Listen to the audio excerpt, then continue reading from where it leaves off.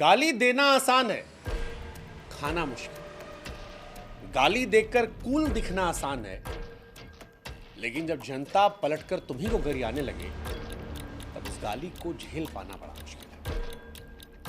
यकीन ना हो तो समय रैना के इस पोस्ट को पढ़ लीजिए, जिसमें वो लिखते हैं कि जो कुछ हो रहा है वो झेल पाना बड़ा मुश्किल है और इसीलिए सारे वीडियोस को डिलीट कर दिया गया। लेकिन अब ऐसा लगता है कि नग्नता और फूहड़ता की गंध के अंत की तरफ अब कदम बढ़ चुका है। ये वही गंध है जो साल 2015 में शुरू हुई थी, एआईबी वाली गंध। उस दौर में भी इस गंध का विरोध हुआ था, बड़े पैमाने पर हुआ था, लेकिन फिर धीरे धीरे लोग शांत हो गए। लेकिन इस बार समय के शो में जब पहले एक महिला के ब्लाउज को काट के बीच में और उस पर ठहाके लगे और उसके बाद माता पिता को लेकर सेक्स करने की कल्पना की गई, कहा गया 6 इंच का पैंट में होना चाहिए, उस पर जश्न मनाया गया, तो फिर इसने हदों को पार कर दिया। मां बाप को सेक्स करते देखने की इच्छा जब कुलाचे मार रही थी और उसको देखने की हसरत जग रही थी, तो शायद सारी दुनिया को इस बात का एहसास हो गया था कि यह हसरत असभ्यता, अभद्रता, अश्लीलता, अराजकता की हद थी और हद पार हुई थी। और इस हद पार होने का ही असर है कि आज इस देश में दुकानदार से लेकर अधिकारी, व्यापारी से लेकर नेता, मंत्री, किसान, लेफ्ट राइट, हर आदमी एक सुर में इसका विरोध करता है। हर आदमी इसका विरोध करता है और उसका नतीजा यह होता है कि अश्लीलता की दुकान का सारा सामान जो है वो समेट दिया गया है। इंडियाज गॉट टैलेंट के सारे वीडियोस को डिलीट किया गया है। कहना पड़ रहा है कि अब झेल नहीं पा रहे। हालांकि माफी अब तक नहीं मांगी गई, मगर जिस तरह का माहौल है, जिस तरह से कार्रवाई शुरू हुई है, अगर थोड़े समय में समय की माफी आ जाए तो हम और आप हैरान नहीं होंगे। शुरुआत पेड पीआर से हुई थी, नैरेटिव सेट करने की कोशिश की गई थी, लेकिन पेड पीआर से नया नैरेटिव सेट करने की कूल कोशिश नाकाम हो गई। रणवीर ने माफी मांग ली। वो समय जो कहते थे कि जिसको मेरी गाली से दिक्कत है तो ये रहा फॉर्म भर लीजिएगा, उसके बाद बत्ती बनाकर छोड़िए, ये समय ने भी लेटेंट के सारे वीडियोस छोड़ दिए। और वो तीसरी अपूर्वा जो इस घटना के बाद भी स्टोरीज लगाकर जनहित भावनाओं का मजाक उड़ाते हुए कूल बन रही थी, अब वो थाने के चक्कर लगा, पुलिस उनसे पूछताछ कर। प्रशासन ऐसा लगता है कि ऐसी कार्रवाई करने की तैयारी में है कि इस घटना के बाद एक नजीर पेश हो जाए। नजीर कि भविष्य में कोई भी ऐसा शर्मनाक एक्ट करने से बचे। एक्ट शब्द का इस्तेमाल हम इसलिए कर रहे हैं क्योंकि समय और रणवीर दोनों को मालूम था कि वो क्या कहने वाले। अपूर्वा भले ही कह रही हैं कि शो स्क्रिप्टेड नहीं था, मगर माफ कीजिएगा मैडम, जिस तरह से विदेशी शो की हुबहू कॉपी करके डायलॉग चिपकाया गया और उसके बाद जिस तरह से दांत चियार रहे थे लोग,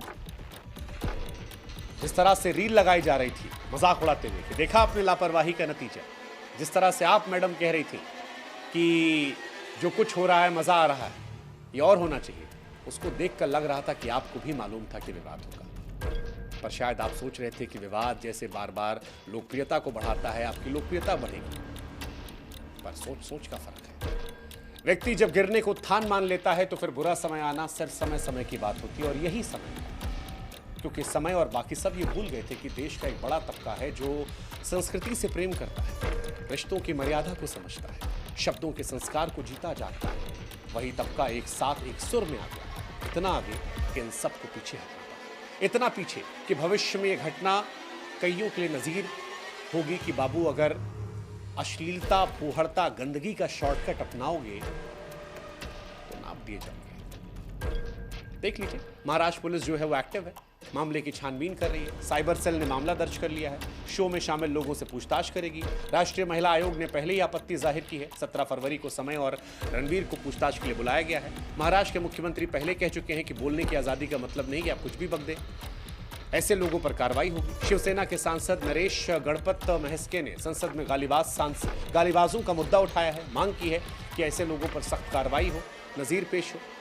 अब कार्रवाई हो ना हो इसको लेकर अलग अलग मत है, लेकिन एक बात जो है देश में वो ये कि अब गंध और बर्दाश्त नहीं, दायरा सबको समझ में आना चाहिए। हंसी मजाक अपनी जगह पर है, थोड़ा बहुत के नाम पर बढ़ते बढ़ते बढ़ते बढ़ते उस हद को पार कर देना जो समाज में लोगों को असहज करे, ये बर्दाश्त नहीं है। और ये मैसेज सिर्फ रणवीर और समय के लिए नहीं है, बल्कि ये मैसेज तमाम यूट्यूबर्स, कंटेंट क्रिएटर के लिए जो ह्यूमर के नाम पर अश्लीलता फैला।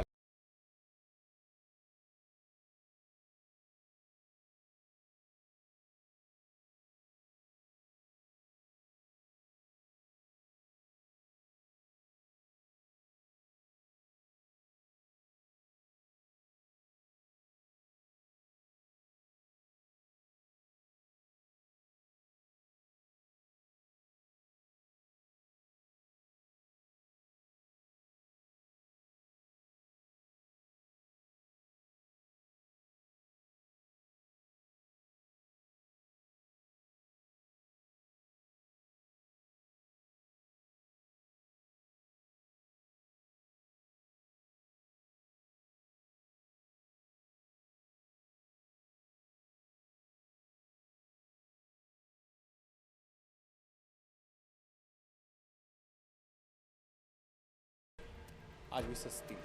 अगर वो बात समझ लेते तो आज कोर्ट कचहरी के चक्कर लगाने से, सोशल मीडिया पर इस तरह की बातें सुनने से बच जाते। असल में बात यह है कि जब सामाजिक तौर पर आप किसी शो को चलाते हैं तो आपकी एक जिम्मेदारी होती है कि उससे किसी व्यक्ति, समूह या धर्म आहत हो। लेकिन समय ने हदों को पार कर दिया था। जिस तरह से उनके शो में दिन प्रतिदिन चीजें बढ़ती जा रही थी, ये तय था विवाद होगा।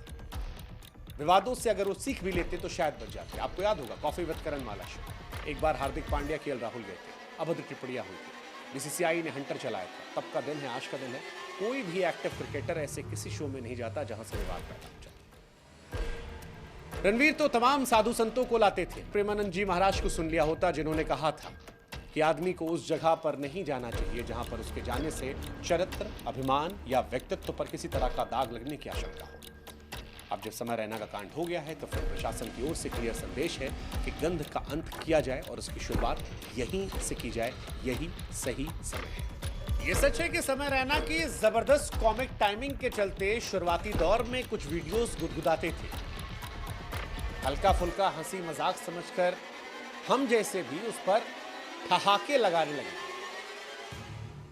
लेकिन वक्त के साथ जब गिरने को व्यक्ति उत्थान माने, मर्यादा की लकीर के उस पार चला जाए, सार्वजनिक शो में किसी महिला के कपड़े फड़वाकर उसे टीआरपी ली जाए, माँ बाप के सेक्स करने की कल्पना की जाए, उसमें शामिल होने का जिक्र हो जाए, किसी के पैंट के अंदर 6 इंच की बात रखकर टीआरपी कमाई जाए, 2 करोड़ रुपया देकर कहा जाए कि आओ, और उसके बाद सफाई में कहा जाए कि किसी दिन कोई महिला अगर मेरे शो में कपड़े उतरवा दे पूरे तो इंटरनेट फट जाएगा।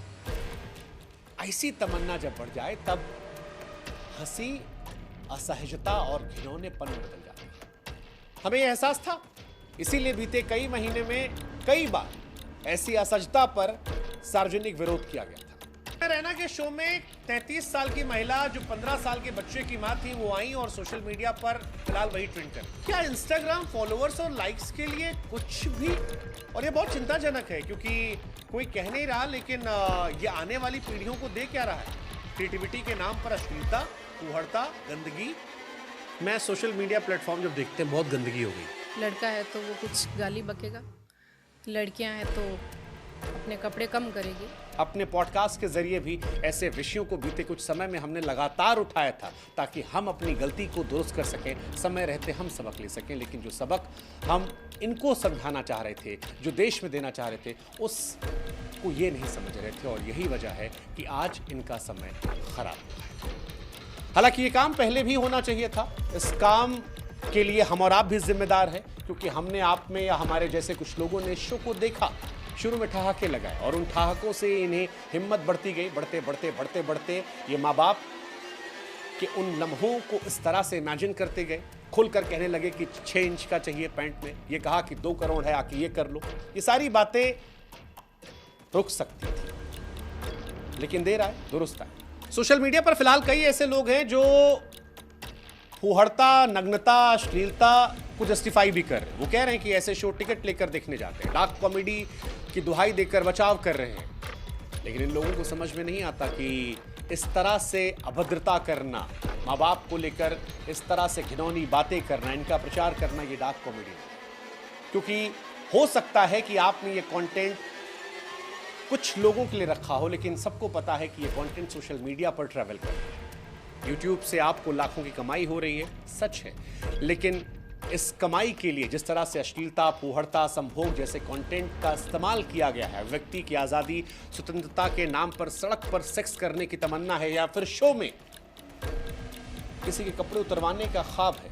इमेजिन कीजिए कि जब ये बच्चों के बीच में जाएगा तो इसका क्या असर है।